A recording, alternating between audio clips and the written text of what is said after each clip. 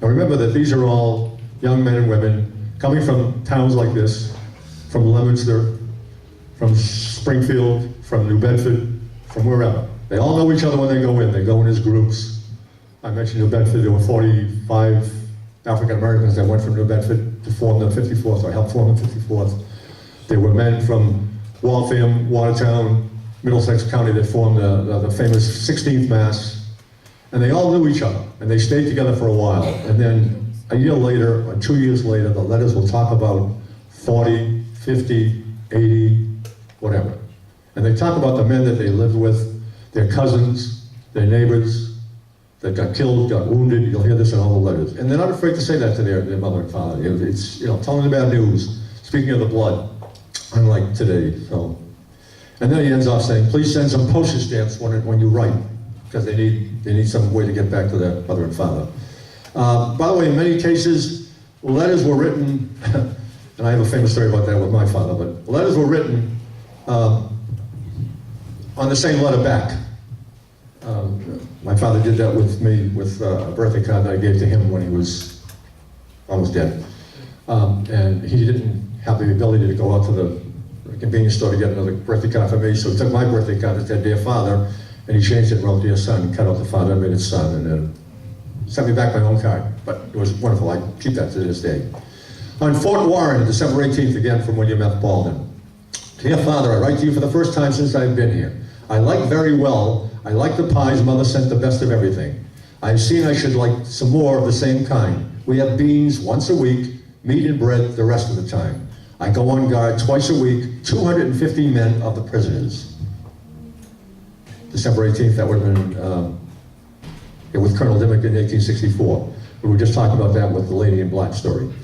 Fort Warren, February 28th. Dear Mother, I received your letter yesterday. I was glad to hear that you are all well at home. I can think of nothing worth writing. It is the same thing over and over here. We're expecting a new uniform every day and expect to be paid off next week. And the letter goes on and on and on. Sometimes they write very long letters, and sometimes in very epic form of a lot of things. And finally, for this gentleman, William F. Baldwin, where is he? Gotta find him. Right. Gettysburg, July 26, 1863. My dear mother, so far as my wound is concerned, I speak very favorably. You have to tell Mom all the good news and all the bad news too. My mother always wanted that. But as yet, I've no use of my lower extremities. That's a hell of a thing to tell my mother. I have lost the power of locomotion, but not of sensation. If I have the use of my legs, I should perhaps be able to sit up a little.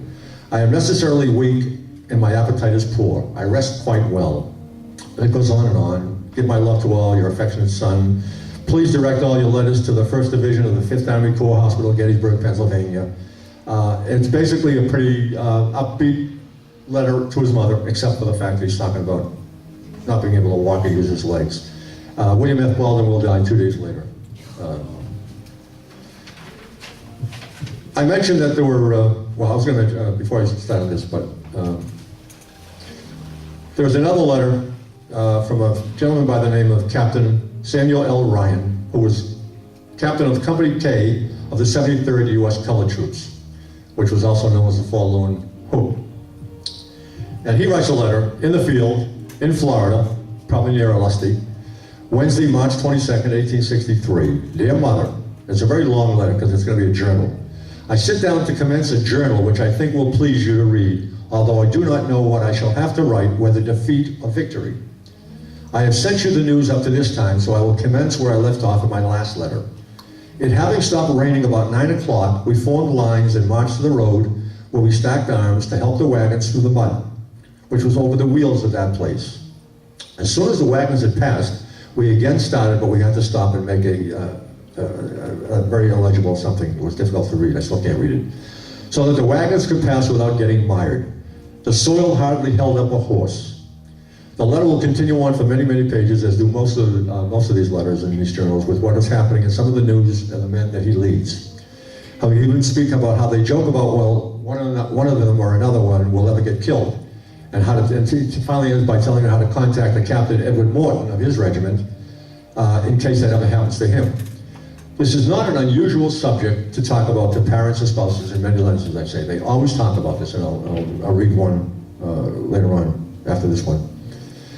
On April 14th, 1865, a very famous date, in case we forgot.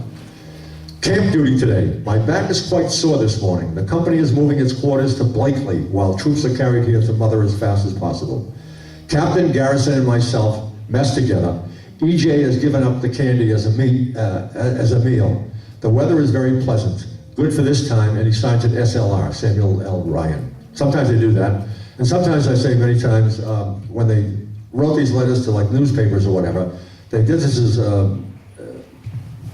maybe being like a correspondent, from a war correspondent, and they would sign them with their initials instead of just their full name. Now, to close, I'm going to read you a couple of quickie letters. As I mentioned, this was a war that was fought by young men and young women.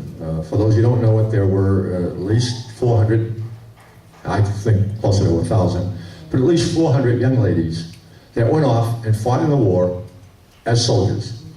And I mean fought as a war. There were ladies that during the Civil War that did a lot of things. There were spies, there were what they call camp followers, or the vivanderas, they were nurses, they were doing a lot of things, but there were these ladies, both North and South, that actually fought as soldiers from beginning to end. Some of them started doing one thing and ended up, for whatever reason, following a brother or a husband or whatever.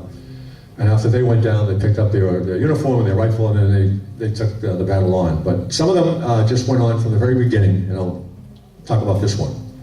This is a young lady by the name of Sarah Rosetta Wakeman, one of my great loves in life, Sarah Rosetta Wakeman. With all due respect, Joyce, one of my great loves in life. Sarah Rosetta Wakeman, just a good friend of mine from the Historical Society of Watertown. Sarah Rosetta Wakeman, at the time of the Civil War, in 1862, is a 19-year-old semi-literate farm girl in upstate New York.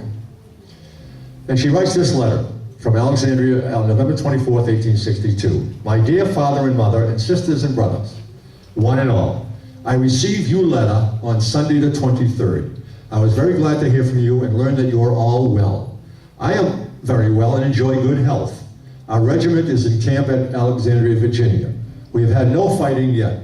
We have had to guard the city and stand on picket. I stood on my post all last night. When I left you, I went to Binghamton. I saw you there. I meet you coming home from meeting. I went to work with Stephen Selden the next day. I worked half a month for $4 in money. I was only 7 miles from Binghamton up the river. I didn't go to the fair. When I got done with work, I went onto the canal to work. Now here's the good part. I agreed to run 4 trips from Binghamton to Utica for $20 in money, but this load of coal was going to Canajoharie, Montgomery County. When I got there, I saw some soldiers. They wanted I should enlist, and so I did. I got $152 in money. I enlisted for 3 years or as soon as discharged. All the money I send you, I want you should spend it to eat.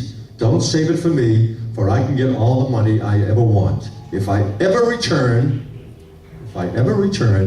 I shall have money enough for myself and to divide with you. Direct your letters to R.L. Wakeman in the care of Captain McLaughlin, Company G, 153rd Regiment, New York State Volunteers. That's how she got to be a soldier. So people knew, the parents knew, the families knew, the newspapers knew, and in many respects, many circumstances, the officers knew. Obviously some of the men that they were with knew that they were girls. They weren't really guys. A lot of them, they didn't know. And they got kicked out for one reason or another, including they discovered that somebody was pregnant. So they said, well, you can't be a guy, then that takes care of that. But in many cases, like Sarah Rosetta Wakeman, everybody knew. Like I say, they were writing home to the family, so everybody knew it, and it was never published in the papers in those days. Now it's getting published. But during the war, nobody wrote stories, oh, by the way, young Sarah Rosetta Wakeman is now fighting as, and doing very well, thank you.